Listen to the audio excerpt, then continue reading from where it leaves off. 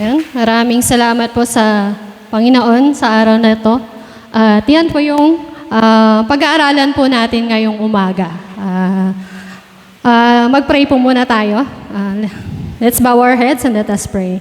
Father God in heaven, thank you so much, Lord, for the week, Panginoon, na patuloy mo kaming iningatan, patuloy mong ibinuhos ang iyong pagmamahal sa amin, Panginoon, na aming nararanasan sa bawat araw. Salamat din po sa pagpapala mo sa aming buhay, even sometimes hindi namin nakikita. But Lord, right now, buksan mo, Panginoon, ang aming mga mata, ang mata ng aming espiritu, Panginoon, upang sa gayon ay makita namin at matanggap namin ng buong buo ang iyong mga salita, Lord. Lord, dalangin po namin ang iyong banal na espiritu na patuloy kaming samahan, gabayan, at pangunahan kami sa aming gawain, O God. Lord, I pray, Panginoon, na ang lahat, Panginoon, ay tumanggap ng iyong pagpapala at ang pagpapalang ito ay ang iyong mga salita na magagamit namin sa bawat araw, sa susunod na panahon ng buhay po namin, Panginoon. At maraming salamat, Panginoon. Ikaw ay aming dinadakila at pinupuri at ikaw ang aming pinapasalamatan at wala nang iba. Sa pangalan ng Panginoong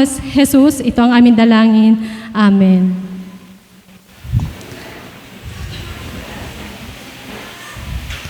Good morning po. Good morning po ulit. Yan. Narinig ko na. Isa pa nga po ulit. Good morning po. Ayan. Good po ba? Amen. So, ayun, ako po yung pinadala upang mag-share po ng Word of God po ngayon. So, ang tema po natin ay Word of God pa rin, syempre. Okay. So, yun, ito po, title po ng ating pag-uusapan at papakinggang mensahe po ay Just Do It, the Lord is Coming Near. So, matatagpuan po natin yung verse po natin doon sa binasa po natin sa Pilipos chapter 4, verse 4 hanggang 7. So, nabasa na po natin kanina lahat yung ating verse na ating pagagalingan ng ating pag-aaralan. So,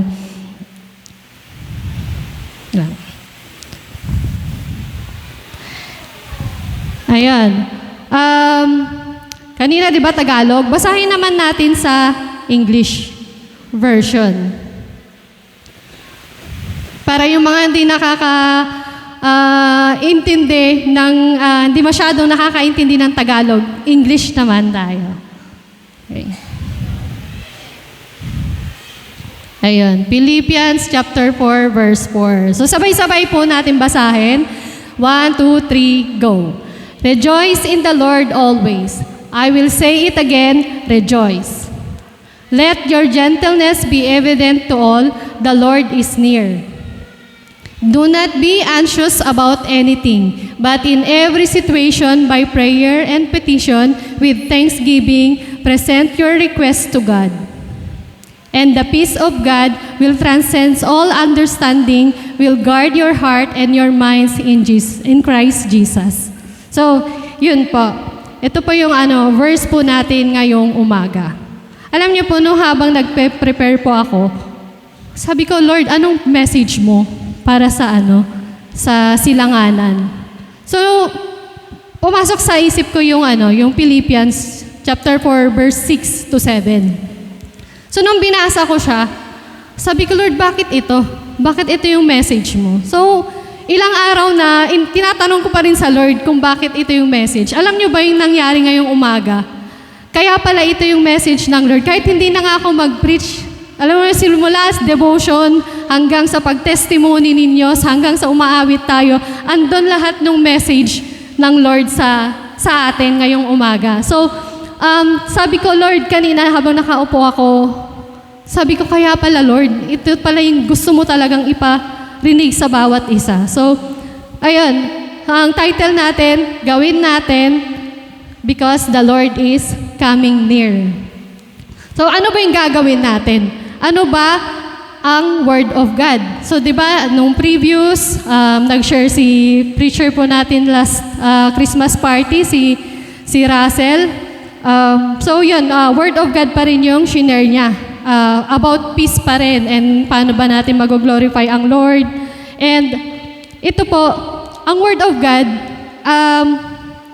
tinuturuan po tayo kung paano tayo mamuhay sa ways ng Panginoon and piniprepare po tayo for the future events.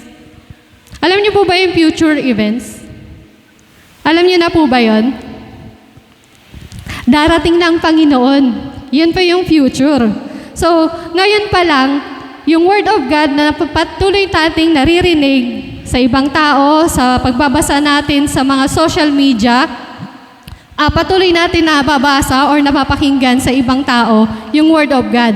Yun pala, inalaw ng Lord yun para i-prepare po ang bawat isa sa pagbabalik ng Panginoon. So, naalala ko habang nagme-meditate ako ng Word of God, ay may tanong pala ako. Sino po yung may dalang Bible? Isa, dalawa, tatlo? Sino yung may dalang cellphone? Lahat? Meron? Pwede po ba makiusap sa inyo? Yung mga may dalang cellphone, pakitago po muna yung mga cellphone po natin. And yung actual na Bible po natin, na hawak po natin, yun lamang po yung hahawakan natin ngayon. Para po hindi masayang yung oras po natin. Okay lang na kahit may Bible sa cellphone, i-restrict muna natin na wag muna nating hahawakan yung cellphone. Baka kasi mag-chat si crush baka replyan natin. Or mag-chat yung problema, baka sagutin natin. Hindi nasa atin yung solusyon sa problema. Nasa pag-aaralan po natin ngayon. So, yan lamang po yung pakiusap ko. Open po natin yung Bible and basahin po natin or all eyes, all ears sa salita ng Lord lamang po. Ayan. So, habang nagme-meditate po ako, naalala ko din po yung parable of the wedding banquet. Yung paghahanda nung talinghaga tungkol dun sa kasalan. So, ito yung shinare ng Panginoong Jesus na lahat invited dun sa wedding. Pero di ba pag-a-attend po tayo ng wedding, syempre, anong ba dapat niyang gagawin natin? Syempre, mag-prepare po tayo, di ba? So, yun. Kaya ko siya naalala kasi yung wedding banquet na yun, yung talinghaga na po yun, is meron po doon, pumasok doon sa wedding venue na hindi nakasuot ng pangkasal. So, ibig sabihin, hindi po siya nag-prepare. So, isipin nyo na lang kung sa kasal nyo or sa kasal ng anak nyo, kasal ng kapatid nyo, pumunta, tapos hindi siya nakapang-wedding pangkasal. Ano kaya yung mararamdaman nyo? Ano kaya yung sasabihin nyo? In-invite ko ba to? 'Di ba? So, dapat ba nandito siya? Kasi hindi siya naka-wedding pangkasal. So, syempre, dun sa mga babae, pangarap po kasi natin ikasal. Syempre, ayaw naman natin na merong pupunta sa kasal mo na hindi naman nag-prepare, di ba? So, importante po yung preparation. Isa pa pong ito po yung matatagpuan po natin sa Matthew chapter 22, verse 12. So, sabi po dito is, tinanong niya ito, kaibigan, bakit ka pumasok dito nang hindi nakasuot ng damit pangkasalan? Hindi nakasagot yung tao. So, alam niyo pa wag ginawa nung nagtanong na yon, tinapon niya. Tinapon niya yung tao na yun na hindi nakasuot ng pangkasal at inutusan niya dun sa mga tauhan niya na itali at itapon dun sa hell. So, ito po yung parable of wedding banquet. Tungkol po ito sa second coming ng Lord na kailangan mag-prepare po tayo. At isa pa pong talinghaga ay yung parable of 10 virgins. Alam ko na-discuss na to ni Pastor Bebot sa atin. And yung tungkol naman po doon sa 10 virgins, may 5 dalaga na may dalang ilawan. At may dala ding oil, extra oil. Yung 5 naman po, wala pong may dala silang ilawan pero wala silang dalang extra oil. So, yung 5 nag-prepare. Siyempre, wise sila nag-prepare sila. Pero yung 5, unwise, hindi sila nakapag-prepare. Although meron silang dalang ilawan, wala naman sila extra kasi aantayin nila yung lalaking ikakasal. So nung dumating yung lalaki ikakasal, umalis muna yung 5 unwise, tapos naghanap sila ng short na lang po ito. Naghanap sila ng extra oil para makapag-ready sila. So dumating na yung kinasal, sinarado na yung pintuan. So kumakatok sila, hindi sila pinapasok kasi late na. So ngayon pa lang po, pine-prepare na po tayo ng Panginoon sa muli niyang pagdating. Tayo po ba, ganun pa rin yung ginagawa natin? Nagpe-prepare po ba tayo? Or antayin natin siyang dumating bago tayo mag-prepare? So baka masaraduhan po tayo ng heaven at di na tayo makapasok. So kaya, ito yung mensahe ng Lord sa atin. Gawin natin kasi malapit na po siyang dumating. So ang Word of God ay tinuturuan po tayo kung paano tayo mamuhay sa ways ng Panginoon at kung paano po tayo mag-prepare sa muli niyang pagparito. So ito po yung kailangan nating i-practice sa araw-araw ng buhay po natin. Ano po ba yon? May 4 po akong key points dito na kailangan po nating i-practice sa araw-araw na buhay natin. Ayan po, letter A, to be joyful in the Lord. So kailangan po nating maging joyful sa araw-araw ng buhay natin. Hindi lang joyful in the Lord. So kailangan in the Lord po tayo, yung joyful natin. Huwag po nating hanapin yung kaligayahan or kagalakan natin sa material na bagay o dito sa mundong ito. Huwag po nating sanayin yung sarili po natin na magiging masaya ako, magagalak lang ako kapag binigyan ako ng regalo. Di ba Christmas ngayon?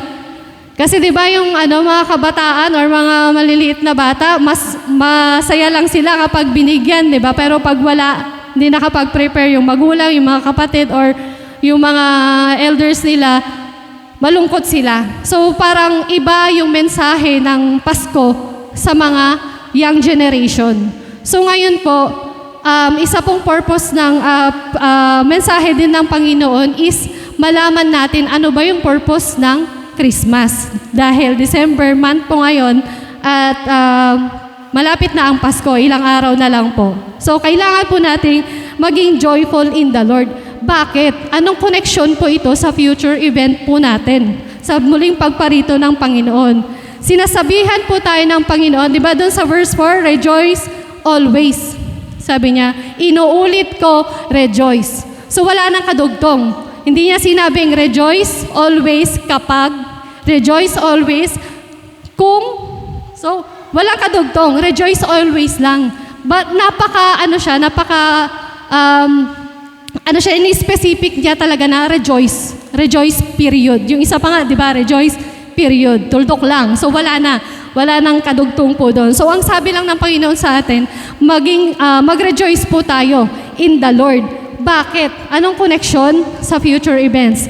Kasi po, we will live together with the Lord in eternity. Kung dito pa lang hindi po natin matutunang magalak, paano pa kaya sa langit? Sa tingin po ba natin, ma-enjoy natin ang buhay natin sa langit, eternity, malungkot? Wala pong malungkot sa langit. Wala na pong iiyak sa langit.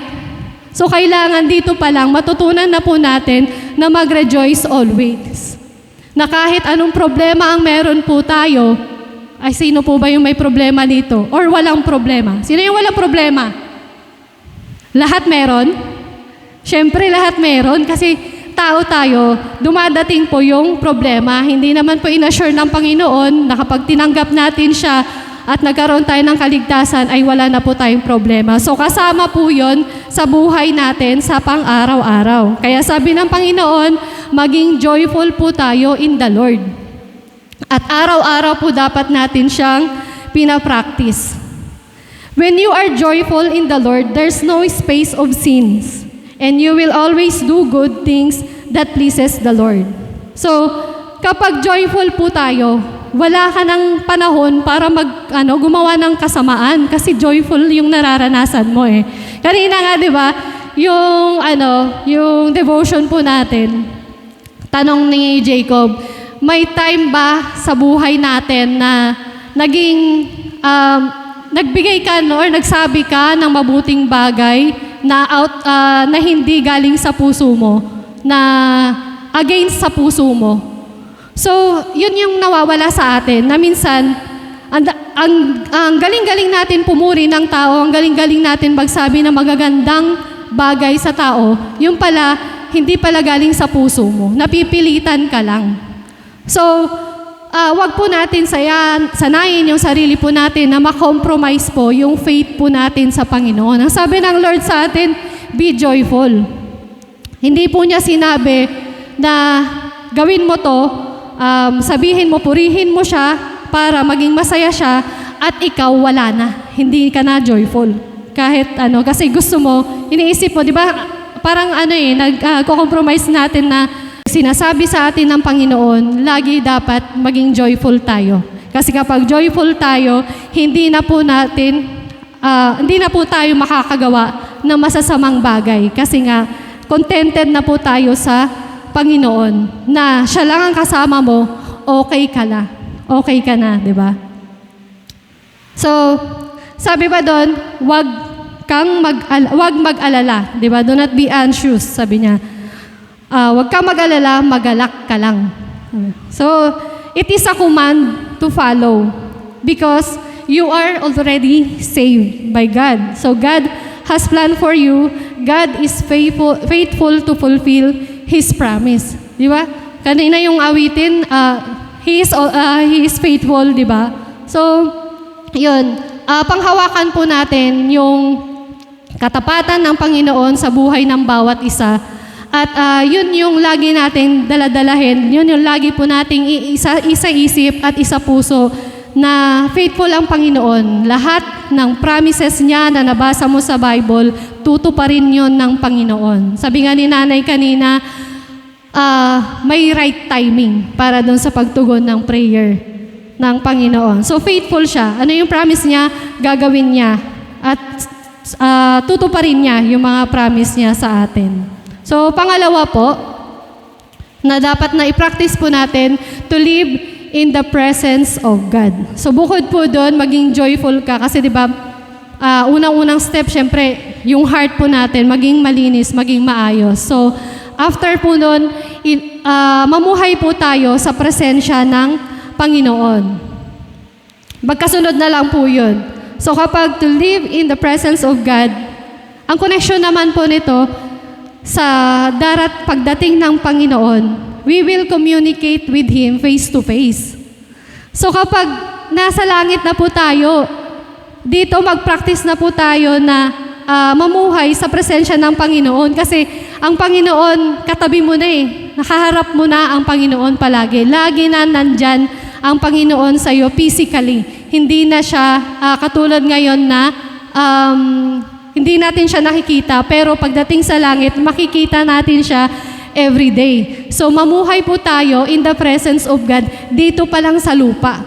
So, yun po dapat yung isa pamuhay natin na sanayin po natin na ang Panginoon, pag lumalakad po tayo, kasama natin lagi ang Panginoon. So, paano ba natin siya gagawin? Lumapit ka sa Diyos. So, paano yung paglapit po natin? Ano yung communication natin sa Lord? Prayer, di ba? So, as in prayer and surrendering to God. So, hindi lang basta nagpe-pray. Hindi lang basta humihingi, kundi nagsusurrender tayo araw-araw sa Panginoon. Kung minuminuto ka nagpe-pray sa Panginoon, minuminuto ka din nagsusurrender dapat sa Panginoon. So, every day na ginagawa po natin, isurrender natin sa Lord. So, paano ba natin, pag sinurrender po natin, it shows yung humbleness natin and yung total dependence po natin sa Lord na ina-acknowledge natin na hindi natin kaya yung mabuhay dito sa mundo na wala siya. So, and hindi natin kayang tulungan yung sarili natin na mamuhay dito sa mundo. Kaya, kailangan natin pagkatiwalaan yung kapangyarihan at ang mercy ng Lord.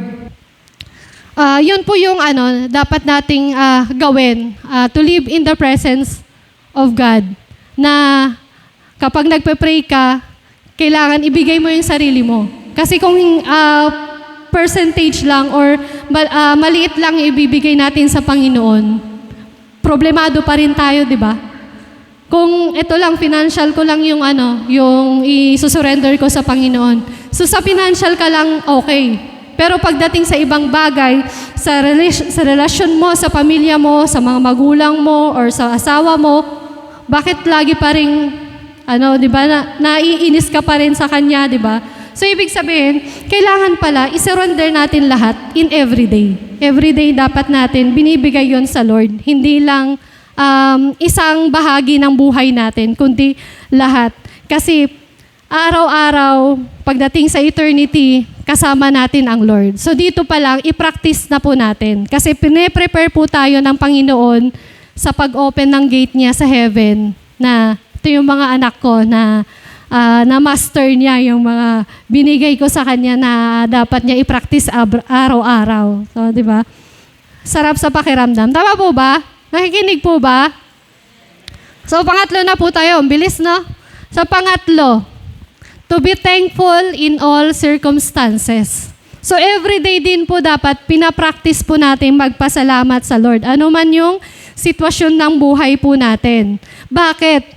We will live in heaven with a thankful heart. Kasi pag nandun tayo sa eternity, syempre, hindi ka naman magiging masaya kung hindi yung galing sa puso mo na hindi ka nagpapasalamat sa Lord. Kahit hindi ka magsabi ng, thank you Lord.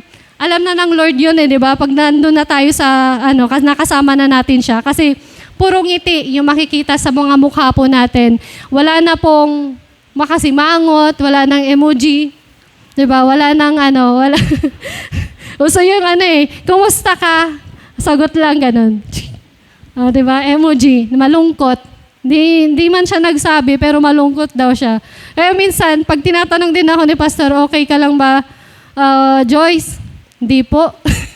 Yan, madalas ko din nasasabi kay Pastor doon na hindi ako okay. Kasi nga, sa puso ko, there's something wrong na hindi ko talaga na isosurrender lahat sa Lord. So, ito yung tinuturuan tayo ng Lord na maging thankful tayo, ano man yung sitwasyon ng buhay natin. Kasi gagawin po natin yon sa kaharian ng Diyos sa langit.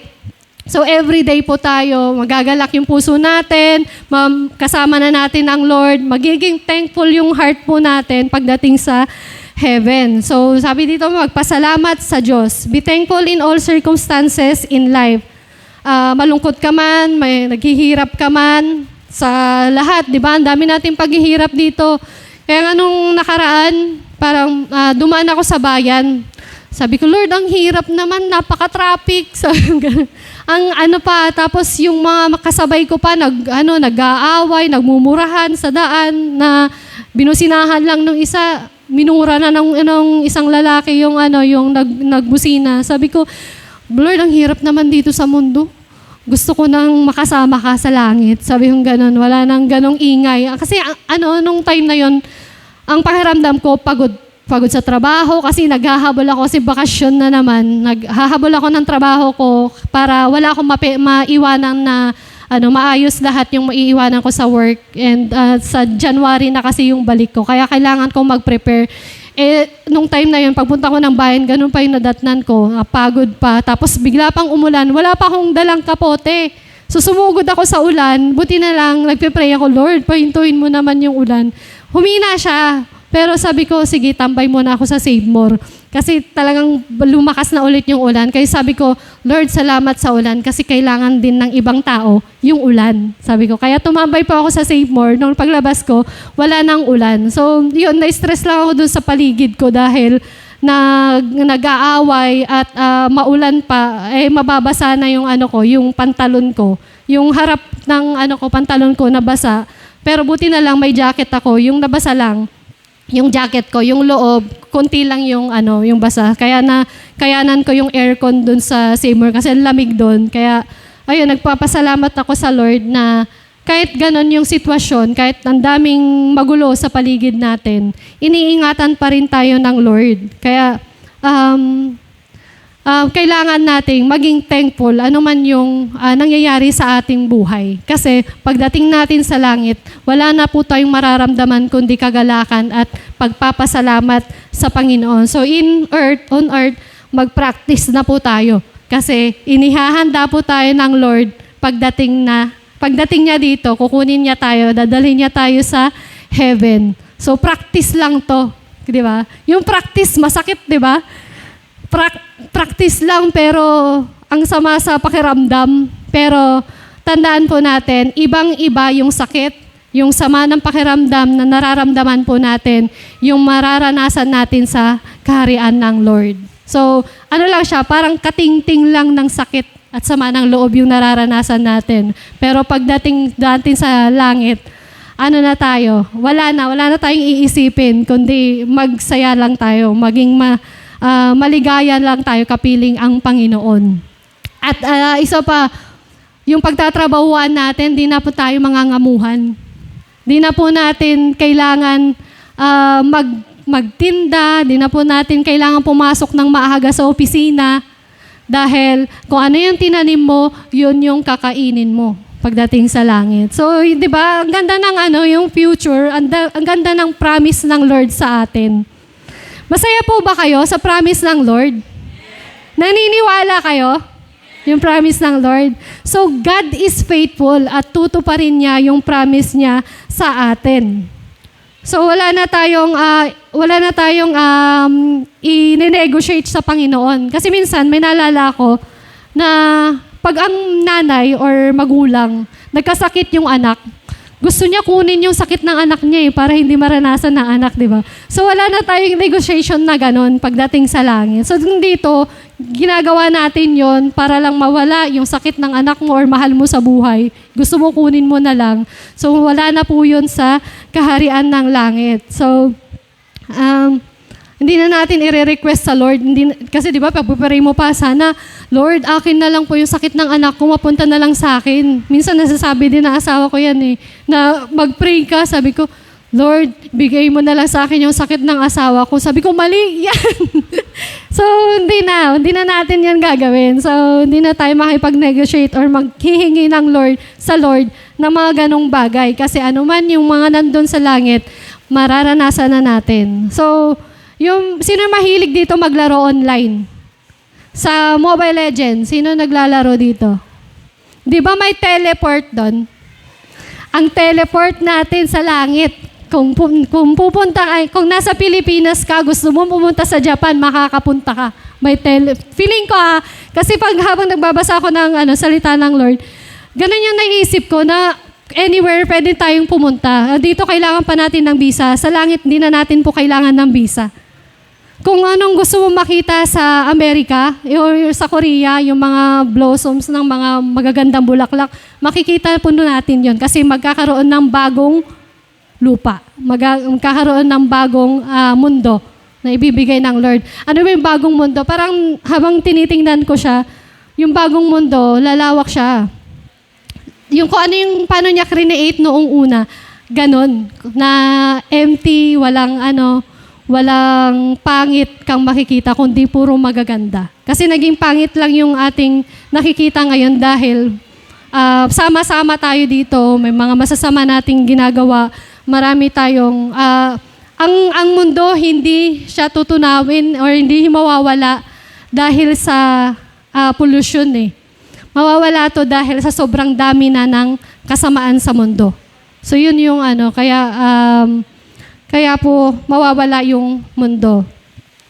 So yun, pang-apat po. So sa pang-apat na po tayo. To receive peace, no matter what your situation is right now.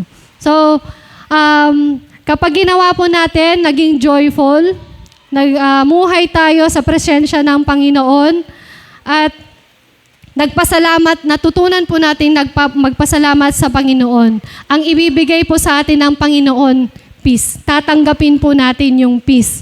Balikan po natin sa verse 7. Ito promise to ng Lord.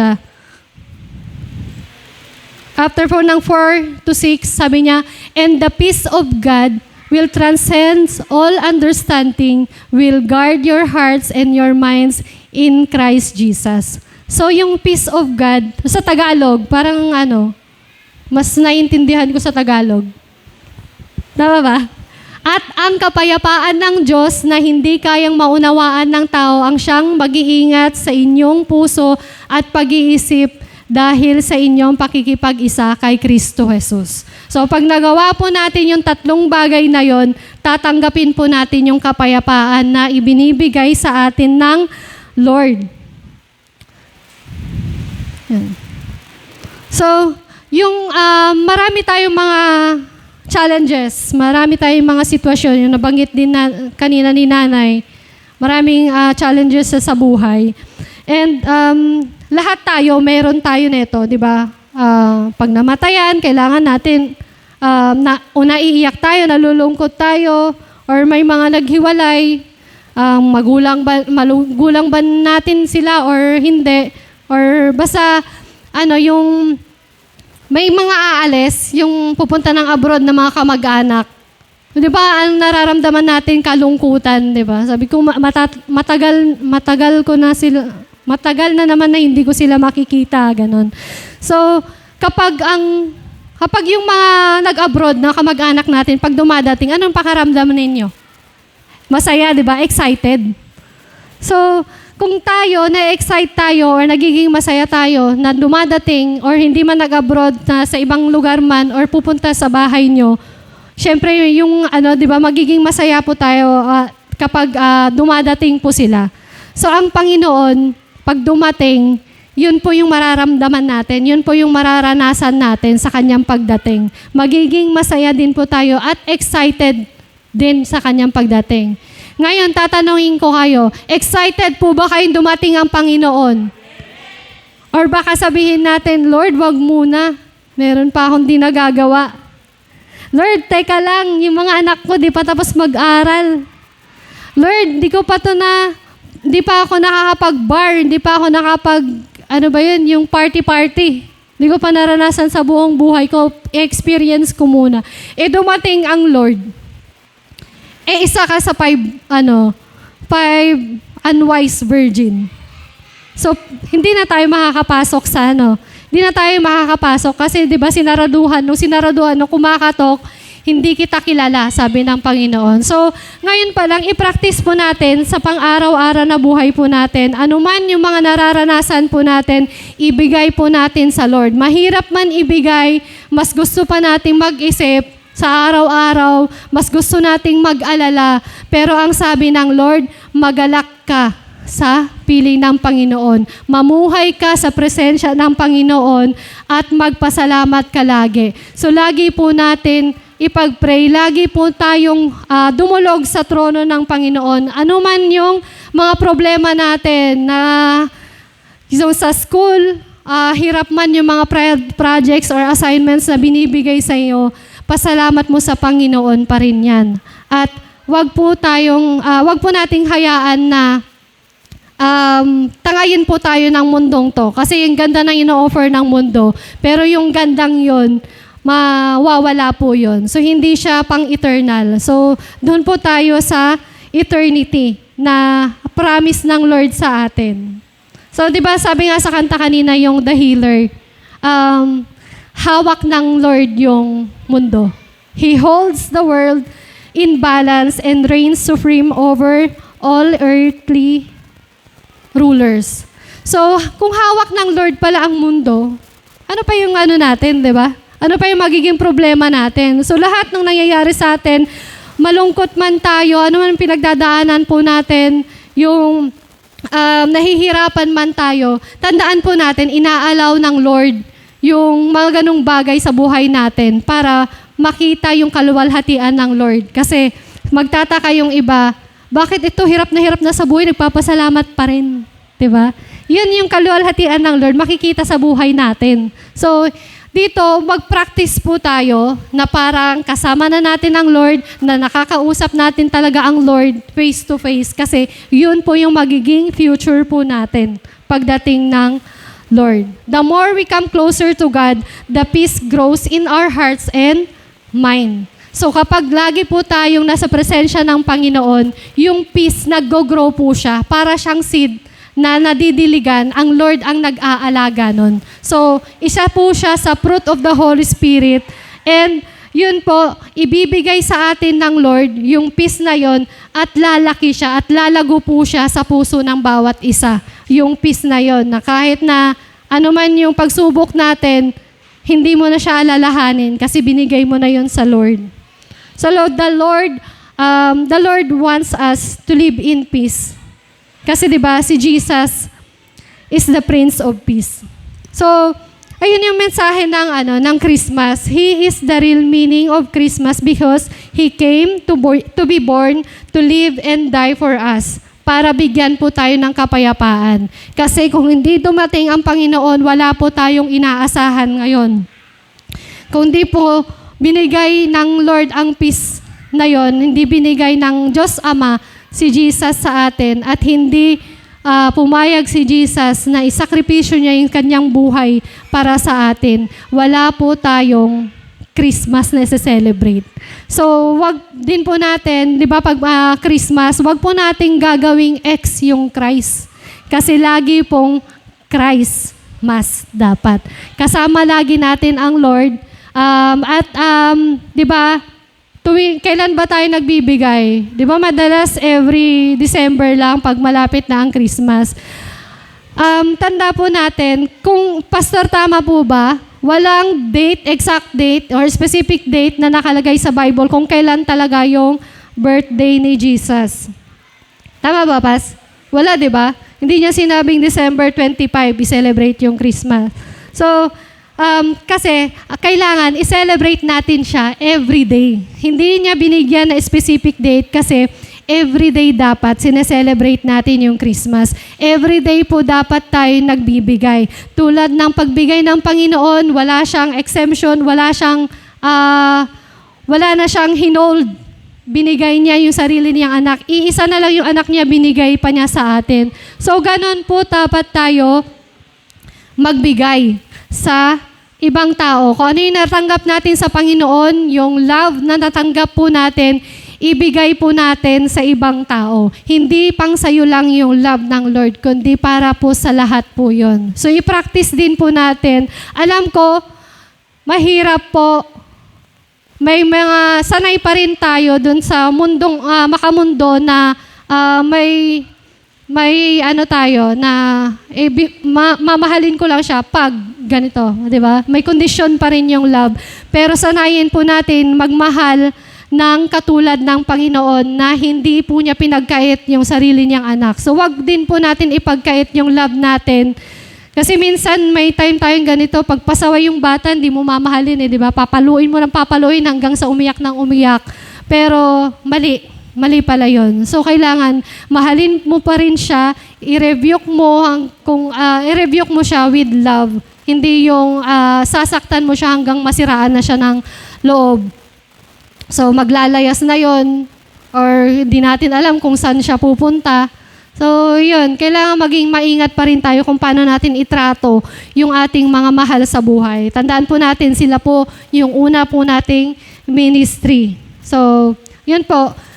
Magbigay po tayo araw-araw. Hindi man financial, yung love ng Lord ang ibigay po natin sa bawat araw ng buhay natin.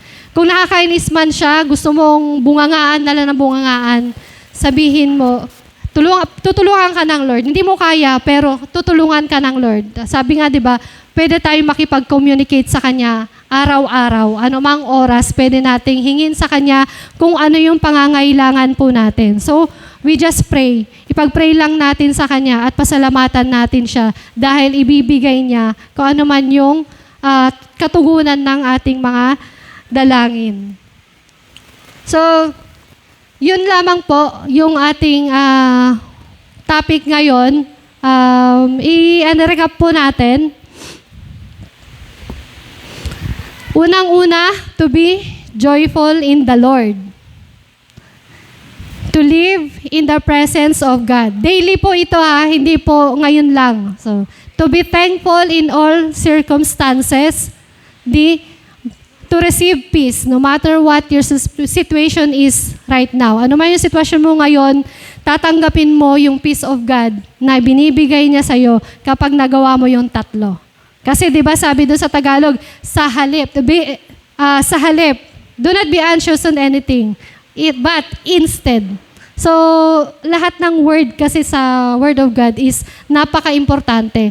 Yung but na yon, kapag ginawa mo ito, yung tatlo na to, you will receive the peace of God. So, wala na po tayong aalalahanin kapag ganun po yung ginawa natin. Mahirap man, pero gawin po natin, hingin po natin sa Lord yung strength na kailangan po natin sa bawat araw. At yun po, yung mensahe po ng Christmas po natin, si Jesus po yun. Siya po yung pinakamagandang regalo na tinanggap po ng bawat isa. At tanggapin po natin yung regalong iyon ng may kagalakan sa ating puso, na may pagpapasalamat sa Panginoon. Kasi hindi na babawiin ng Lord yung binigay niya. Binigay na niya yun eh. Kasi minsan, di ba, kapag tayo nagbigay, pag naging pasaway lang yung tao, dapat di ko na binigyan eh. Walang ganun ang Lord. Hindi niya iisipin yon. Tatanggapin niya pa rin yung kung ano yung ugaling meron tayo. Gusto ng Lord, baguhin ka sa araw-araw ng ating pamumuhay. Kaya nga, everyday, i-practice po natin yung napag-aralan po natin ngayon or natutunan po natin ngayon. Yun po yung mensahe ng Lord. And anayahan ko po ang worship team ulit. Awitin po natin yung Hosanna. So, tumayo po tayong lahat. Maaga pa po.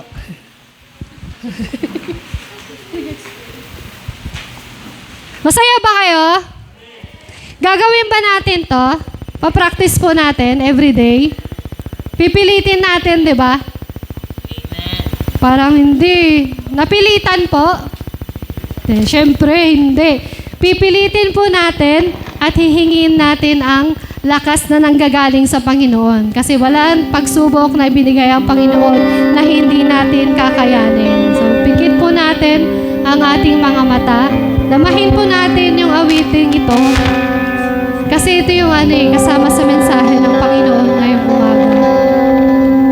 Makikita po natin na ang hari, pagdating ng tamang oras, bababa ang hari. Siya yung Prince of Peace. Siya po si Jesus. Bababa siya mula sa heaven. Lalakad siya sa ulan.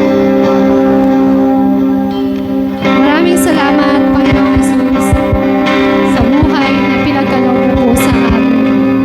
Maraming salamat sa pagsakripisyo mo ng iyong buhay para sa amin.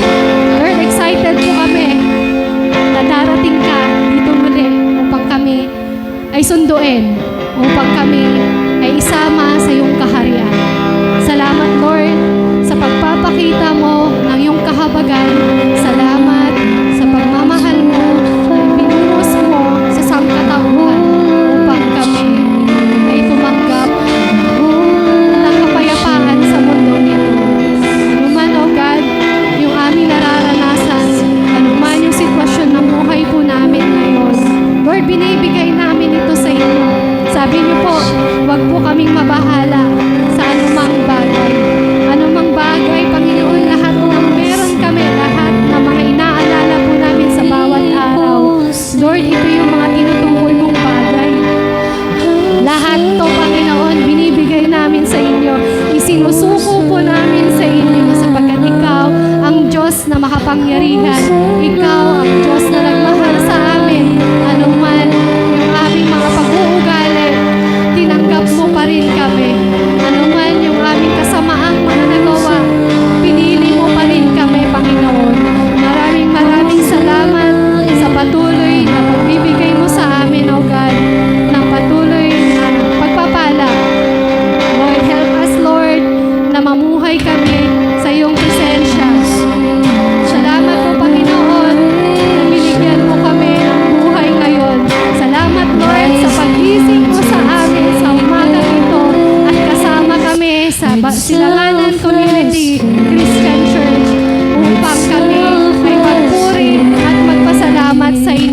God.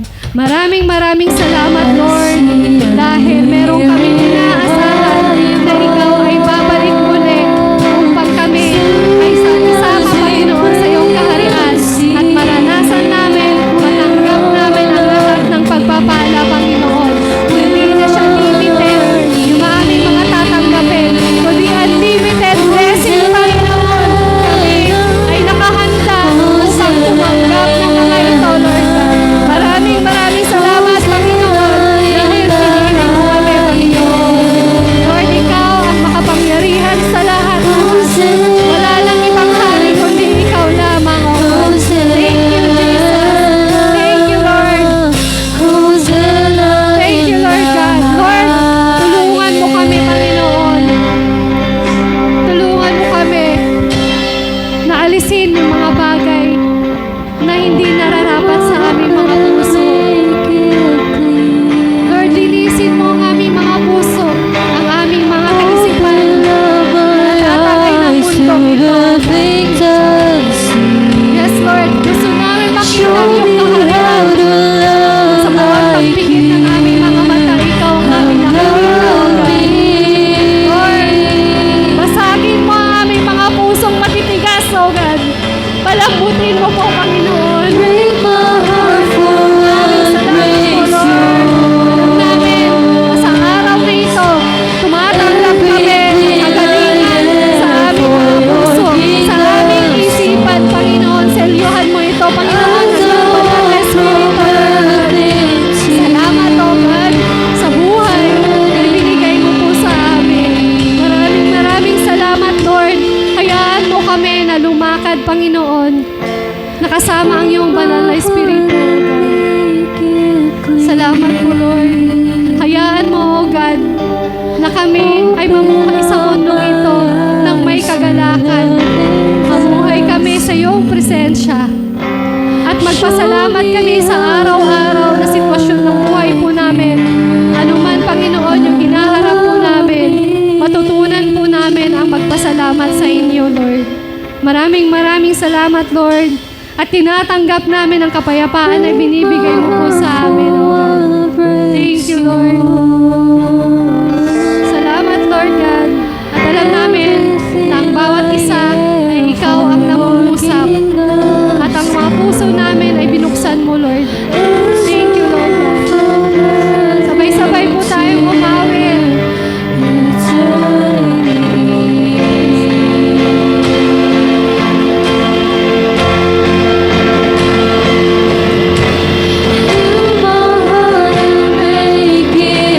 Sabihin mo sa Panginoon, heal my heart and make it clean. Open up my eyes to the things unseen. Show me how to love like you have loved me. Awitin natin ulit. Break my heart for what breaks yours. Everything I am for your kingdom's cause. As I walk from earth into eternity. Minsan pa, kausapin natin ang Lord. Nasa harap natin. Heal my heart and make it clean, O God. Open up my eyes to the things unseen. Show me how to love like you have loved me.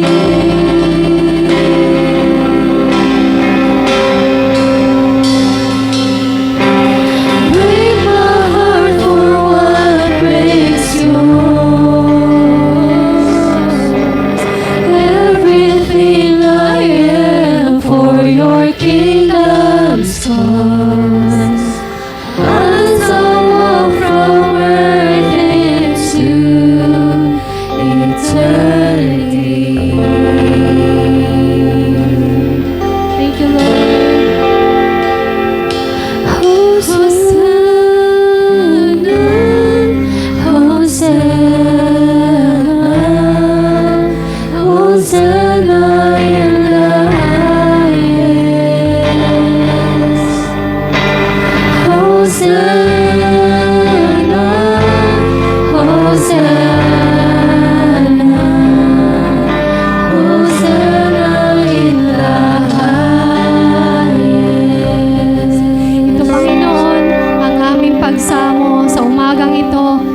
kagalakan ng aming mga puso at pagpapasalamat sa inyo. Salamat, Panginoong Yesus, sa buhay. Salamat sa kalakasan at kapatawaran ng aming mga pagkakasala. Salamat din sa kapayapaan na ibinigay mo sa amin. Ito ang aming dalangin sa matamis na pangalan ng Panginoong Yesus. Sabay-sabay po tayo magsabi na Amen.